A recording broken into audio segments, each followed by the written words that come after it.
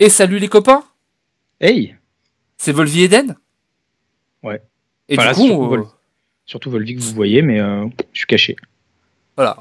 T'inquiète pas, on est en mode podcast, comme les reviews de cartes. Y a pas nos têtes. Voilà. Du, Allez! du coup, on va faire une petite review de cartes des cartes de l'arène. Oui. Et du coup, ça va aller vite parce qu'on en a quand même X millions à faire. Il y en a 28. On va pas passer 50 ans dessus, les gars. Hein? Se calme. Mais bon, on va Deux les heures. faire. 2 heures à tout péter. Allez. Alors, on commence direct par l'examen du passé. Ajoute 3 sorts aléatoires du passé dans votre main pour 4. Euh, Donc, c'est un Toki version sort. Oui, moi ça me fait penser à un grimoire Oui. sur les anciennes cartes qui sont plus fortes en mage et qui coûtent 4. Moi perso, c'est un pic, hein. Alors, de façon générale, si on devait faire une intro, je pense que toutes les cartes qu'on va présenter seront des pics. Non, mais comme ça, on casse un petit peu. Je sais, c'est chiant de casser l'ambiance comme ça direct, Non mais mais le truc venez, c'est venez, on se ment pas et on, on on- admet que toutes ces cartes-là sont assez exceptionnelles. en fait on va prendre entre ouais pic, moyen pic, c'est-à-dire que s'il y a une très très bonne carte à côté, peut-être pas. Pic, pic, genre ouais 90% pic. Et 100% du temps, je la pique 8000 fois. Si je peux en avoir 12 dans mon deck, je la prends. Voilà, c'est ça. Voilà. On va dire C'est pique, pique, pique ou pique, pique, pique. Et du coup, pour moi, examen du passé, c'est pique, pique. Bah moi c'est moins pique que toi parce que j'aime moins l'aléatoire, parce que faudrait que je revoie les sorts du passé aussi pour être très honnête. Parce que actuellement le mage a des très bons sorts je trouve. Ouais. Après, Dans la... il n'y a pas boule de feu, il n'y a pas des choses comme ça, donc ça peut être un Voilà. peu. Et moi il y a un truc surtout que je me pose la question, parce que ces cartes tu le vois n'ont pas de rareté. Oui. Ils vont les mettre avec quoi? Mais c'est pas grave, vu que maintenant les raretés n'ont plus d'importance Je sais, mais du coup ce que je veux dire c'est quoi? C'est quand est-ce qu'on va te proposer forcément 3 cartes des auberges du temps en même temps? Est-ce qu'elles vont être mélangées avec les autres cartes? Comment ils les jugent en fait? Je crois Parce pas, que j'ai vu si... des gens faire des arènes, apparemment, ce- ils les ont juste rentrés dans des catégories en fonction de ce qu'ils en pensaient. Parce que oui, mais voilà, du coup, si c'est par puissance, moi j'ai un petit souci. C'est que si examen du passé est vraiment très fort, quand la proposition d'à côté ça va être Flame Strike et boule de feu, du coup je vais pas le pique souvent. Ouais, c'est ça, mais c'est à voir, tu vois, c'est ça qui est intéressant. Mais Oui, voilà, mais ce que je veux dire, c'est voilà, c'est toutes les cartes sont fortes, mais c'est vrai qu'en fait je viens de réaliser, en fonction de comment ils les classent, ouais. peut-être qu'on les prendra jamais. Parce que s'ils les mettent dans le tiers le plus haut, bah c'est vrai que si c'est examen du passé, Flame Strike, boule de feu, examen du passé va galérer un peu quand même. Ah, ça dépend. Peut-être que tu le piques quand même, mais effectivement, Oui, il y a des oui. pics comme ça où c'est pas sûr, tu vois. C'est pour ça que je le mets pas en pic, pic, pic. Allez, next. On pose pas sur 50 ans. Hein. 5. La mer des couvées de bronze. 5-5 pour 5 dragons en paladin. Quand vous piochez cette carte, invoque un petit dragonnet 1-1. J'adore cette carte, je l'ai regardée, et ce qui m'est venu instinctivement c'est oh c'est mignon. C'est un petit dragonnet. C'est bien et pas bien en même temps. On donne l'information à l'adversaire qu'on vient de piocher la carte, mais en arène, une 1-1 gratuite, ouais, cool. Oui, c'est ça, c'est cool en arène. Je pense que c'est pas ouf non plus. Ça doit peut-être faire partie des Non. cartes les moins ouf, mais je trouve ça ok. C'est une 5-5 pour 5. Le paladin a pas forcément une excellente mid-curve en arène. Ouais, Il a de très très bons early. Il a un très très bon finish. Au milieu, il est plus dans la défense, les consécrations, les armes. C'est-à-dire son mid-game, pour l'instant, c'est plus du soutien à de l'early game. Donc, avoir des gros tons comme ça, en mode, ben, tu la top deck sur 5, ça fait comme une 1-1 et une 5-5. Ça fait un bon tour 5, hein, on va pas se mentir. oui, et puis ça te met une créature directement assez tôt pour pouvoir mettre. La question c'est aussi, tu vois, ça peut te mettre une 1-1 au tour 1 quand tu la pioches direct. Ouais. Ce qui est quand même très ok. Pour 2, le rêveur de la caverne, une carte mage. À la fin de votre tour, ajoute dans votre main un sort aléatoire coûtant 2 cristaux ou moins. Et c'est une 1-3. Et ça, par contre, c'est pété. Si ça reste sur le terrain, ça peut gagner la game. I call bullshit. Voilà. C'est. En fait, c'est la carte, quand tu la vois, tu dis ouais. Et après, tu fais attends, on parle de l'arène. On a une carte qui potentiellement peut partir value infini. Eh bah super. C'est c'est un peu l'idée, oui. Donc, bon, bah, allez, on va la prendre. Alors, c'est 2 ou moins, donc ça va jamais être ouf, mais Ouais, mais à chaque fois qu'il te donne un éclair de chiffre, la c'est value. c'est pas. En fait, le truc, c'est que, ok, tu payes 1 de stats, mais il y a énormément de très bonnes cartes. Genre, éclair de givre, c'est fou. Image miroir en arène, c'est une très bonne carte d'embêter l'adversaire avec des taunts. Projectile, c'est pété. Projectile, c'est une bonne carte. Il y a quoi encore? Là, comme ça, ce qui me Exposant vient, il y les en a pas de- arcanes, ça peut être ok en vrai. c'est très correct en arène. Oh, il y a vraiment des trucs sympas. Chromie. Pour 4, c'est une 4-4. Cri de guerre place 4 époques historiques dans votre deck. Alors, on les trouvait plus, mais je suis allé les chercher. Ces 4 époques. Donc il met les 4 dans le deck. Hein. C'est sûr, vous en avez 4 dans le deck. Il y a la bataille pour le Mont Ijal. C'est un spell qui coûte 4.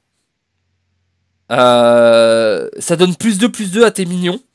Et tu pioches une carte.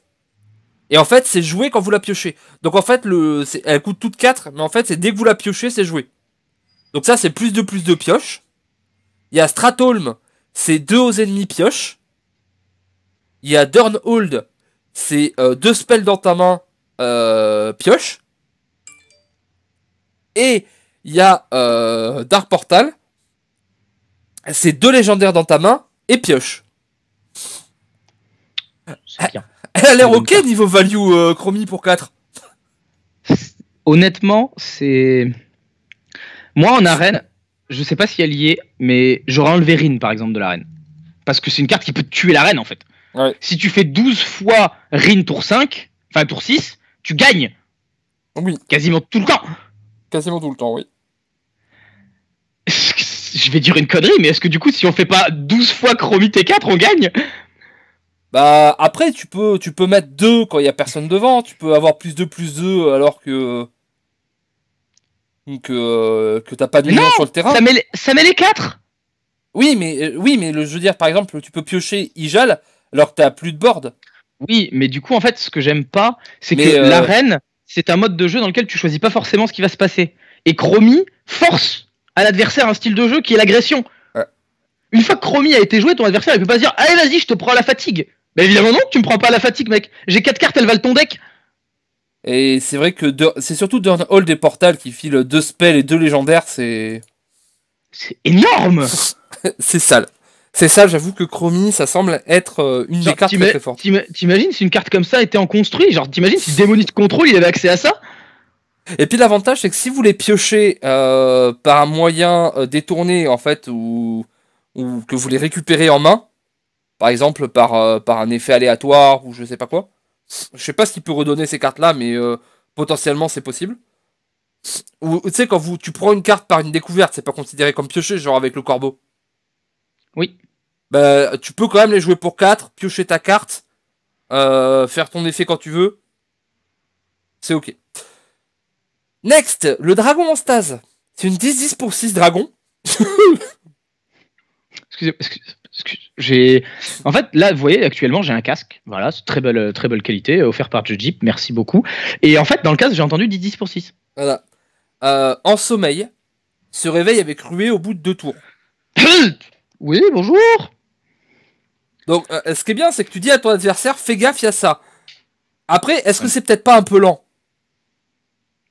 En vrai, on construit cette carte, à mon avis, jamais les jouer. Mais en arène, les stats.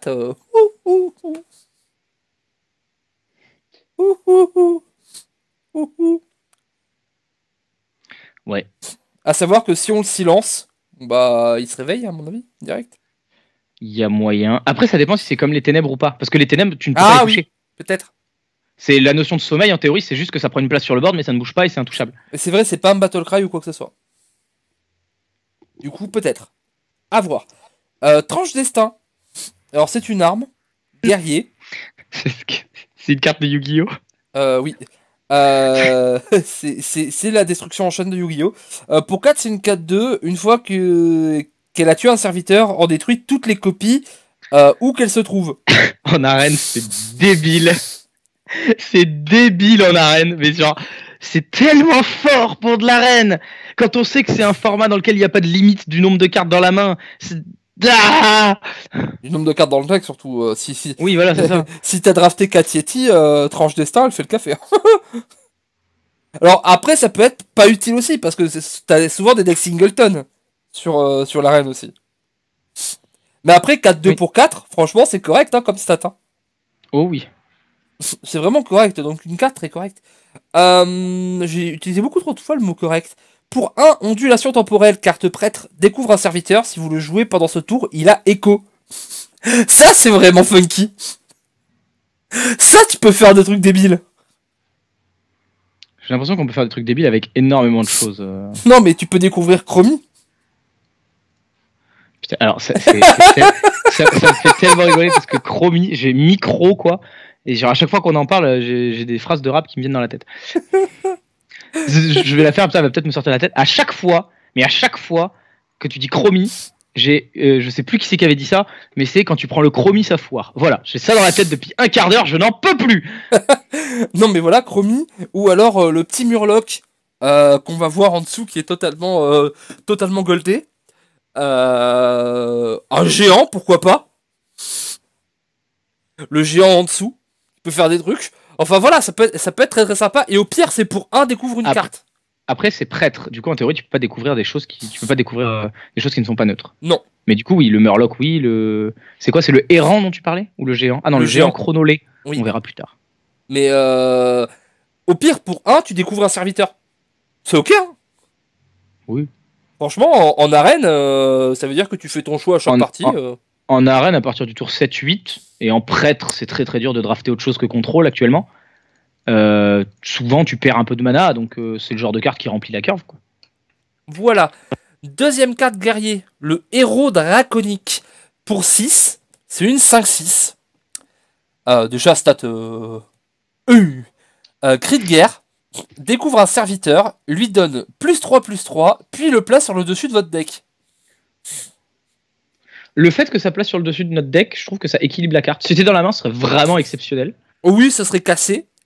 Mais le fait que ça donne +3/+3, ça veut dire quand même que quand tu la joues, en plus de te donner une carte value, et potentiellement la carte, ça peut être une carte avec écho. Hein.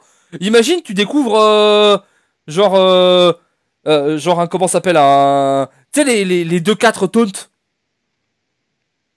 Ah oui, mais non, parce que écho, ça remet la carte de base. Autant pour moi, à chaque fois, faut que je me le rende, ça, dans la tête. Non, mais ça te met quand même 5-6, +3/+3 de stats. Alors oui, sur le tour d'après, mais au final, ça fait 8-9 de stats pour 6. Hein. Ouais, et puis il paraît que la curve, c'est quelque chose de sympa. Oui, c'est ça, et tu peux choisir quoi, donc tu peux dropper une chromie 7-7. Hein. Ou alors... Il a drop le chromie, pardon. Je savais que ça allait faire rire. C'était fait pour. J'aurais pas dû. Vas-y, continue sans moi. Je suis mort, Johnson. Dis à ma femme que je l'aimais. Bon alors, le Murloc infini. Pour un, drop the chrome. C'est une 1-1, Murloc. Cri de guerre, place un Murloc infini dans votre deck. Confère +1/+1 au Murloc infini restant. Suivant. Eh ben, faut pas en drafter trop de ceux-là, parce que sinon... Lui, ça peut clairement être un non-œil. Hein. Ah, mais en vrai, si t'en chopes 3 ou 4 dans ton arène, est-ce que t'as pas cassé le game? Parce que t'as value infini, en fait, c'est comme Idole de Jade. Oui. Ah non, mais en arène... Cette carte, en vrai, j'aimerais la voir en vrai jeu, moi. Moi, non. Un Murloc qui fait ça, ce serait trop bien, mec. Ah bah, moi, j'aimerais pas la voir dans le vrai jeu, parce que pareil, il y a des decks, genre, si Démonis Control, Guerrier Impair ou des trucs comme ça ont accès à cette carte, ils font bon. Avant, mettez des trucs, genre, les rush, non, c'est nul. On va juste mettre des bastons et des videboards, c'est tout. Après, on a un petit mal. Et du coup, ça donne de la valeur à la carte qui va te faire chercher ta carte qui coûte le moins cher dans ton deck. Parce que si t'as que des Murlocs infinis en T1, bah... T'es content. Élémentaire de stase. Une 3-5 pour 4 en chaman, cri de guerre, gèle un serviteur jusqu'à ce que cette carte quitte le champ de bataille. Est-ce qu'on est d'accord? C'est totalement une carte de Magic en blanc. Genre, retirer cette carte du jeu tant qu'elle reste en jeu. Bah, ils ont fait une carte Yu-Gi-Oh! C'est normal qu'ils ont fait une Magic. Voilà. Franchement, c'est vachement bien comme carte. C'est pacifisme. C'est totalement pacifisme. Mais franchement, c'est ça aussi, hein. C'est pique de chez pique, hein, en vrai. Oui, oui. Bonjour, vous êtes gelé jusqu'à temps que je suis là. Excusez-moi, on est tour 4 et vous avez 5 PV. Oui, et alors? Je peux pas vous tuer. Bah, c'est le but en fait. C'est Ah, l'idée. ok. Chronotir. Pour 3, renvoie un serviteur adverse dans la main de votre adversaire, il coûte 2 cristaux de plus. Bon, on a mis un mana de plus, on a dit que c'était pas un piège, piège de glace. Bah, Chronotir. assommé. Oui. C'est la première. C'est la première carte qui a pas l'air complètement OP. Bah, c'est assommé avec 2 cristaux de plus. Ça fait pas 2 cristaux de plus assommé. Oui, c'est vrai. Tu sais, Un peu. Jean-François, je te drop un T9, tu le regardes, tu fais bah Jean-François, tu restes dans ta main. Oui. Chronotir, en vrai, ça peut vraiment faire le job, hein. En arène, où c'est un peu un match de mana value, tout ça, dire bah non. À plus tard. Ça peut le faire. Errant des voies temporelles. Pour 5, une 6-3. Cri de guerre, découvre un sort, réduit son coût de 5 cristaux, puis le place sur le dessus de votre deck. Ça aussi, ça peut faire des trucs cons, hein. Pyro, Pyro, ça coûte 5, oui, oui. Mais il y a des trucs, tu fais lol. En fait, ce que je comprends pas, c'est pourquoi c'est une 6-3. Ah bah après, ces stats, elles sont dégueulasses. Mais parce qu'en fait, son effet, il est pété, mec. Moins 5 sur un sort. Mais justement, pourquoi c'est une 6-3? C'est beaucoup 6-3 pour ce qu'elle fait. Oh, 3, ça meurt sur tout et n'importe quoi. Mais t'as payé 5 pour réduire une carte de 5. En théorie, la carte elle est gratuite. C'est vrai qu'ils auraient pu en faire une 3-3, on n'aurait pas été choqués. T'imagines, c'est comme si Glyph Primordial, il y avait une 2-1 accrochée. C'est vrai qu'en 3-3, on n'aurait pas été choqués.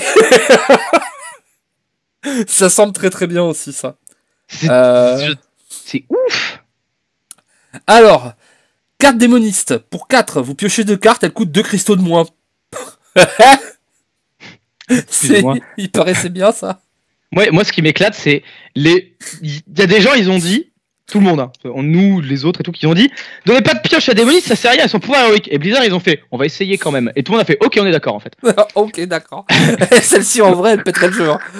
Genre... Mais what? Mais qu'est-ce que c'est que t'imagines ça en démo cube? Ah bah, double vue, c'est de la merde, hein. What? Stop! Heureusement qu'ils l'ont mis en démoniste, hein. Ah ouais.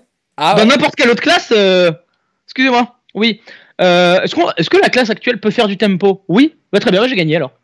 Youpi. Comment Bon, le géant chronolier. Pour 15, une 8-8. Oh. C'est normal, c'est un géant. Oui. Euh... Classique, hein, ça s'appelle géant, c'est 8-8. Coûte un cristal de moins pour chaque carte que vous avez pioché. Question, est-ce que ça compte les cartes que tu pioches au mulligan? Je ne sais pas. Par exemple, si tu fais genre tes, tro- tes Tu penses 4 qu'il coûte cartes, 12, du coup? Genre, il coûterait 12 ou 11 de base. bah imagine t'as 4 cartes puis tu refais ta main entière. Du coup, t'as pioché 8 cartes plus celle du début, 9. Ouais. Et du coup, il coûte 6 de base. Enfin, franchement, on arrête, c'est un bon géant parce qu'il paraît que piocher des cartes, c'est un truc que tu fais quoi qu'il arrive. Donc j'imagine que à un moment, ça va être joué. Ça semble être un géant qui doit être un des meilleurs géants pour l'arène. Ouais. Puis en démoniste, voilà, on en parlait. Allez. Allez, on passe à la deuxième fournée de cartes. Pour 2, on a l'anomalie temporelle. Quand vous piochez cette carte, ajoute dans votre main un sort aléatoire de votre classe. C'est une de 2 élémentaire. Quand vous piochez cette carte, une de 2 pour 2, c'est nul. Ouais, mais t'inquiète, t'as pas besoin de la jouer. Ah bon? Ok. Voilà. Très solide. Ça, c'est un pic. Euh, la bénédiction des éons. Pour 1, votre créature est une Shade of Daxxramas. En gros, pour 1, confère à un serviteur, gagne +1/+1 à la fin de votre tour. C'est cool. J'aime bien ce côté, genre, tue ma créature. Vite. Tu te dépêches. Bon, ok, d'accord. Vraiment bien aussi. Ouais, c'est... Mais c'est peut-être une des moins fortes.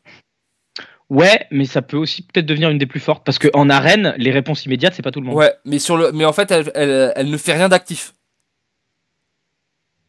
C'est-à-dire que voilà, ça donne pas +1/+1 direct. Maître des réalités en chaman pour 6, une 5-7.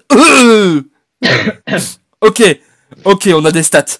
Une fois que vous avez invoqué un serviteur, le transforme en serviteur aléatoire coûtant 2 cristaux de plus. Tant qu'il est là, t'as double vol sur toutes tes cartes. En fait, c'est un Thrall, mais en mieux. Ok, d'accord, très bien. Lui, Shaman, ils ont des cartes. C'est simple. Alors, comment te dire? Si tu la tues pas, tu perds. Mais comment ça, tu perds? Mais c'est-à-dire, tu perds. Tu arrêtes de participer à Hearthstone, tu fais autre chose. Je t'ai amené ma grand-mère pour que tu puisses faire un bridge avec elle. Mais si la carte ne meurt pas, tu ne gagneras pas cette partie. Mais j'ai quand même le board et t'es à 5 PV. Je m'en fous. Tu arrêtes de me répondre, José, tu perds. Allez, la carte druide. Projection dans l'avenir. Pour 3, chaque joueur gagne 2 cristaux de mana et pioche 2 cartes. Et bien, heureusement qu'elle n'est pas en construit, celle-là. Celle-là, elle a pas de sens. Bordel de merde. Celle-là, elle a pas de sens. Et heureusement que c'est les deux joueurs. Ah oui, non mais oui, bien sûr. Mais en vrai, les deux joueurs, tu t'en taperais mais tellement les boules si tu jouais en... Si tu jouais en construit. En construit, ce serait tellement deux partout. Dès que tu fais un big. Ah, une légendaire. Murozon. Pour 7, une 6-6, dragon. Cri de guerre. Désormais, vos tours durent 15 secondes et vous piochez 2 cartes supplémentaires. D'accord. Most fun card ever. La carte est très très drôle. Mais je veux tellement la jouer.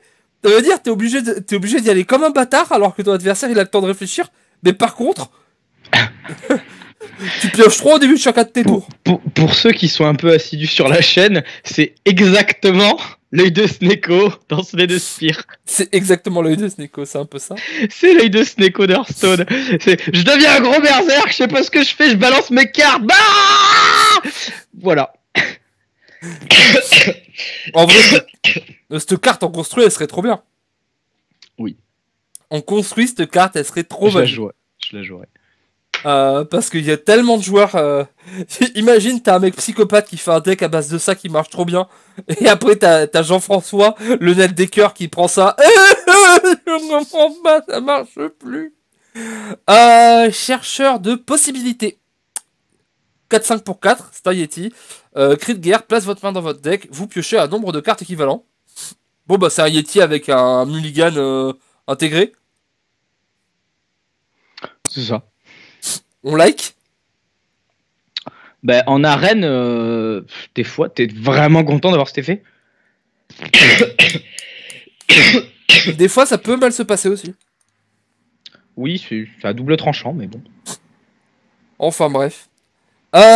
Pour 6, le messager de catastrophe. C'est une 6-7 du druide, dragon.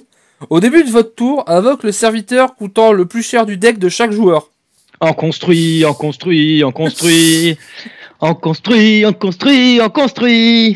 Voilà, si tu mets ça en construit, tu fermes Hearthstone.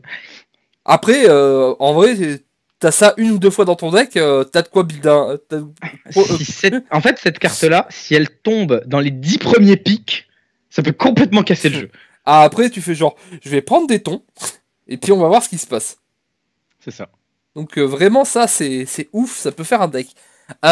Pour 2 cartes prêtres, réminiscence. Ajoute dans votre main 2 cartes aléatoires jouées par votre adversaire pendant cette partie. Pour 2, pioche 2. Ils les font toutes en fait. Hein. Toutes les possibilités de pioche, voilà, il y en a une de plus. C'est ok. Loup éternel. Pour 4. Une 5-5. Allez Ruée. Allez! Une fois qu'il a attaqué, le place dans votre deck.